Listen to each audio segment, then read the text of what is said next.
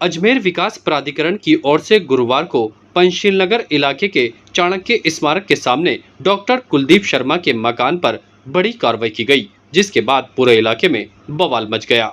जानकारी के अनुसार बताया जा रहा है कि एडीए प्रशासन का आरोप था कि डॉक्टर कुलदीप शर्मा ने यहां पर अवैध निर्माण किया है और उसी के तहत आज यहां पर कार्रवाई की गई है। इस दौरान जेसीबी की सहायता से यहां चिकित्सक के निर्माण को ध्वस्त कर दिया गया, जिसके बाद चिकित्सक कुलदीप शर्मा और उनकी पत्नी ने इस कार्रवाई का विरोध किया, लेकिन उनकी एक नहीं चली। यहां जो पुलिसकर्मी एडीए प्रशासन के साथ आए थे वह कुलदीप शर्मा के साथ धक्का मुक्की करने लगे। मामला इतना बढ़ गया कि कुलदीप शर्मा को घसीटकर पुलिस की जीप में बिठाकर थाने ले जाया गया और इसका वीडियो भी सोशल मीडिया पर जमकर वायरल हो रहा है।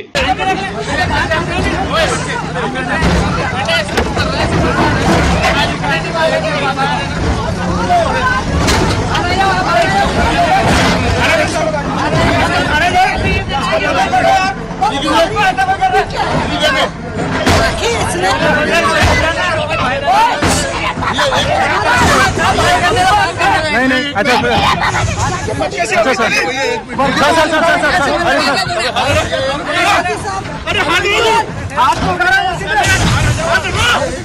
मेरा मकान बिना नोटिस के तोड़ दूंगा। गाड़ी को इसको और इसको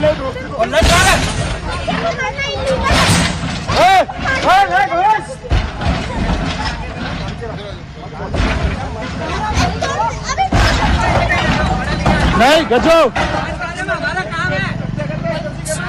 सूचना मिलने के बाद बड़ी संख्या में चिकित्सक कृष्णगंज थाने पहुंचे और थाने का घेराव कर विरोध प्रदर्शन किया। उन्होंने कहा कि जिस तरह से चिकित्सक के साथ इस तरह की मारपीट की घटना की गई है उसे किसी भी सूरत में बर्दाश्त नहीं किया जाएगा। सरेराह की टीम ने जब चिकित्सक कुलदीप शर्मा से बात की तो उन्होंने बताया कि उनके मकान को जानबूझकर चिन्हित किया गया है, किसी भी तरह का कोई नोटिस नहीं दिया गया, न ही उन्हें कोई सूचना दी गई और एडीए ने बिना किसी सूचना के आकर उनके मकान पर कार्रवाई की है, जो सरासर गलत है। उन्होंने कहा कि एडीए की नीलामी में उन्होंने ये प्लॉट खरीदा था और नियमानुसार मकान भी बनाया, लेकिन बिना किसी सूचना के ये कार्रवाई कर दी गई, जिससे वे काफी आहत हैं, क्योंकि जो उनकी इज्जत थी उसे भी एडीए की ओर से मिट्टी में मिला दिया गया और वह अब किसी भी सूरत में चुप रहने वाले नहीं हैं।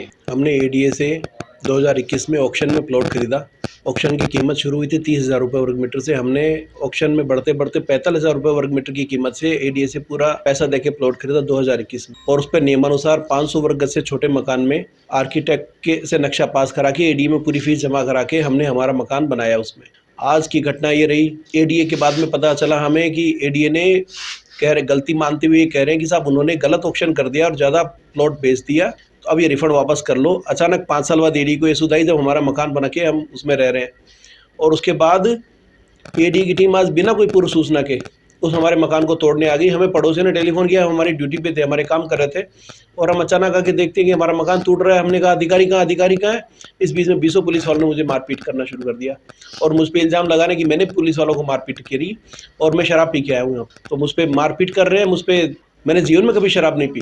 कोई नोटिस नहीं आया, हमने कोई नोटिस देखा नहीं, किस तरह का नोटिस सर्व नहीं किया। उन्होंने बिना नोटिस के उन्होंने हमारा मकान तोड़ दिया, बिना किसी सूचना के। हमें पड़ोसियों ने टेलीफोन करके बताया कि इस तरह से आपके मकान को तोड़ने के लिए टीम आई है। हमें पता नहीं था कि हमारे मकान को तोड़ने की टीम आ सकती है, आ रही है। हम हमारे काम कर रहे थे, हमें अचानक से जब तक पहुंचे तब तक तो तोड़ चुके थे पुलिस वाले। अब मुझे नहीं पता कौन द्वेषता रखता है मुझसे। मैं तो हमेशा लोगों को भला करने की कोशिश करता हूँ, मेरा काम हमेशा लोगों का अच्छा करने की रही है। अब किसकी मुझसे द्वेषता है किसकी नहीं है मुझे नहीं पता। मुझे लग रहा है एडीए में भ्रष्टाचार चरम पे है।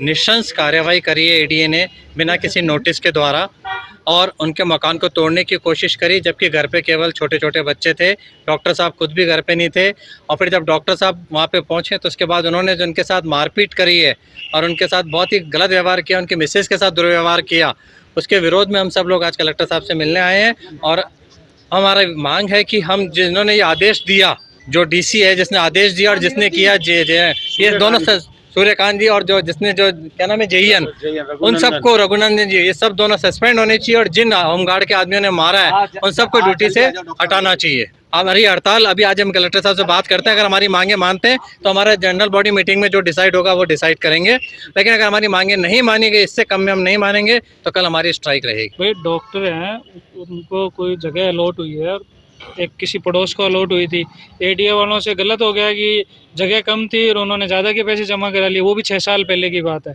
अब वो उनको कह रहे हैं आप अपने पैसे वापस ले लो। भाई आज 40,000 रुपये गज में 6 साल पहले ली हुई, वो क्यों वापस ले?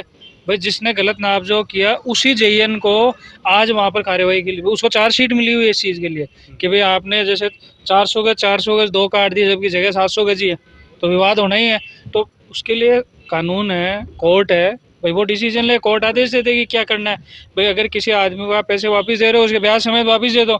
6 साल पहले के 40,000 रुपये गज में दिया हुआ अगला क्यों देगा? और फिर आज आप उसमें उस 100 गज को साफ करने के लिए वहाँ बच्चे पढ़ रहे हैं, हस्बैंड जो किस टाइम आप जा रहे हो, आप 1 बजे का टाइम सेलेक्ट कर रहे हो, जो हस्बैंड तो अपने प्राइवेट हॉस्पिटल में है, जो उनकी बच्चों की मदर है वो यहाँ सरकारी हॉस्पिटल में मरीजों की सेवाएं दे रही हैं, और उनको आप है जो बच्चों को गुद्दी पकड़ के बाहर निकाल के तोड़ रहे हो। बच्चे फ़ोन कर रहे हैं। अगर किसी कोई ऐसी कार्रवाई देनी, हाँ बिल्कुल गवर्नमेंट हस्बैंड प्राइवेट हॉस्पिटल है और मैडम है जो जेएलएन में एसोसिएट प्रोफेसर है। हुआ क्या, वो बच्चों को बाहर निकाल के गुद्दी पकड़ के बाहर निकाला और बुलडोजर चलाना चालू कर दिया। कोई बेदखल करने का, आप निर्माण तोड़ने का नोटिस दो, आप बेदखल करने, ये बच्चे हैं देखो, अब ये बच्चे फोन कर रहे हैं कि भाई हमारी किताबें बाहर फेंक रहे। उनको जाते ही डॉक्टर साहब को तो जाते ही उन्होंने कहा भैया ऐसे कैसे तोड़ रहे हो, तो वो उसको कह रहे हैं कि साला दारू पी के आया हमारे से वो कर रहा है, और 20 जने मिलके उसको पीट रहे हैं और बाद में कृष्णगंज थाने में रिपोर्ट दे रहे हैं कि साहब डॉक्टर ने हमारे साथ मारपीट करी।